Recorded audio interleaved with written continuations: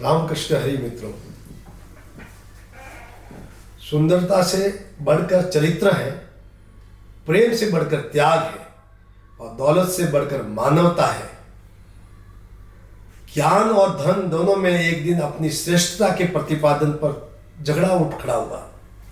दोनों अपनी अपनी महत्ता बताते एक दूसरे को छोटा बताने लगे। आत्मा ने कहा, तुम दोनों कारण मात्र हो, इसलिए श्रेष्ठ बात ही तुम में क्या है? सदुपयोग किए जाने पर ही तुम्हारी श्रेष्ठता है, अन्यथा दुरुपयोग होने पर तो तुम दोनों ही घृणित बनकर रह जाते हो। प्रेम से सब कुछ संभव है। खूंखार से खूंखार जानवर भी प्रेम से वश में हो जाता है।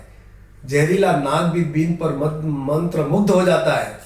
इसलिए वाणी हमेशा प्रेम भरी व मृदु होनी चाहिए। दोस्तों, जो आपसे मिले आपका ही होकर रह जाए। आज सब प्रेम के ही भूखे हैं, क्योंकि चिंता व परेशानियों ने इंसान को अंदर से खोखला कर दिया है। आपके दो मीठे बोल या प्रेम भरा दिलासा या स्नेह दिल शब्द किसी के उजड़े चमन को बसा सकते हैं। दोस्तों, रोते को हंसा सकते हो, दर्द को आप भुला सकते हो, जख्मों पर मरहम का काम कर सकते हैं ये मीठे बोल।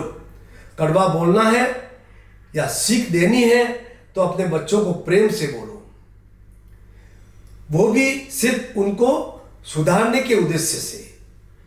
प्रसन्न व्यक्ति वह है जो निरंतर अपने व स्वयं का मूल्यांकन एवं सुधार करता रहता है, जबकि दुखी व्यक्ति वह है जो दूसरों का मूल्यांकन करता रहता है। इसलिए सदा प्रसन्नचित रहिए, आनंदित रहिए। शास्त्रों में वर्णित है कि सदा आनंद में रहना सबसे बड़ी साधना है और प्रसन्नता ही ईश्वर की सर्वोपरि भक्ति है। मित्रों, केवल ये लिखने मात्र से अपने जीवन में प्रसन्नता नहीं आती है। व्यक्ति प्रसन्न कब हो सकता है? जीवन पर्यंत तक आप अपने जीवन में प्रसन्नता और आनंद को ला सकते हैं। आनंद ही नहीं, परमानंद, सच्चिदानंद की स्थिति में आप जी सकते हैं। केवल और केवल आपको मेरे इस बताए हुए सूत्र के ऊपर अपने जीवन को जीना होगा। सूत्र क्या है? सारे धर्म शास्त्रों को, वेद, पुराण, उपनिषद, बाइबल, गीता, कुरान शरीफ सबको पढ़ लीजिए और सबको एक तरफ रख दीजिए। उसमें से केवल 4 बातों को ले लीजिए। 4 बातों को लेना है, शास्त्रों को त्यागना नहीं है। शास्त्रों को पढ़ने की बात कर रहा हूं मैं। सभी धर्म ग्रंथों में ज्ञान और प्रेम की परिभाषा और जीवन जीने की कला को सिखाया है। लेकिन 4 बातें किस लिए मैं बता रहा हूं? ये सूत्र है, केवल 4 बातें।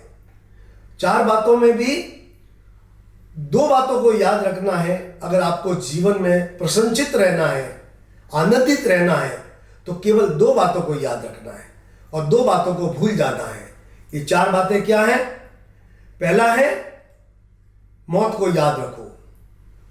ये जीवन के अंदर ये परम सत्य है कि मृत्यु तो सुनिश्चित है।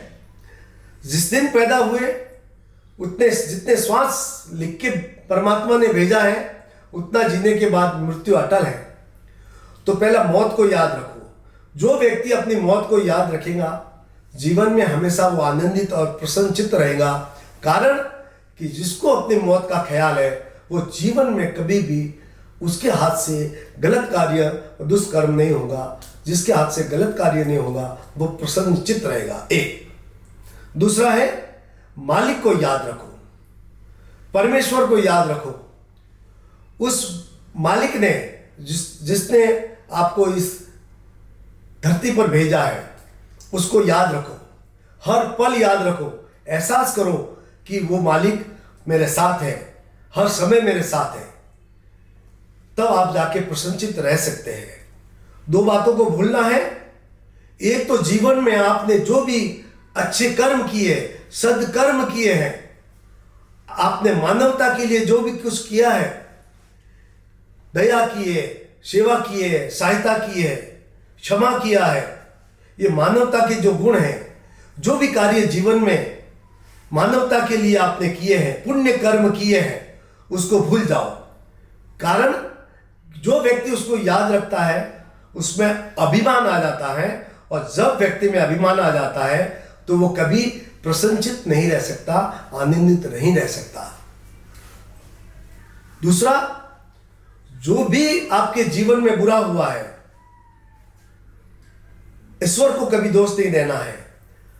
जो भी हुआ है, आपको समाज से, अपने परिवार से, अपने स्वयं से जो भी गलत आपके साथ हुआ है, उस चीजों को भी आपको भूलना है।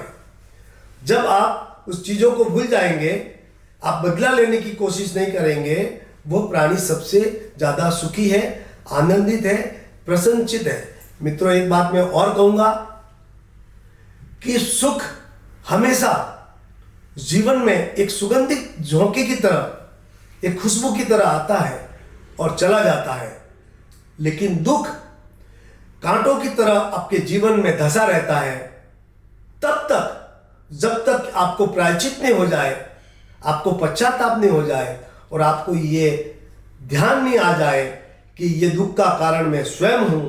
आप जब तक प्रायश्चित नहीं करेंगे तब तक आपका दुख मिटने वाला नहीं है। इसलिए आपको अगर प्रसन्नचित रहना है, जीवन में आनंदित रहना है, तो मेरा जो सूत्र है, ये 4 बातों को लेना, 2 बातों को याद रखना और 2 बातों को भूलना है। तभी आप जीवन में प्रसन्नचित रह सकते हैं। इस संसार में सबसे सुखी और आनंदित प्राणी आप होंगे। धन्यवाद।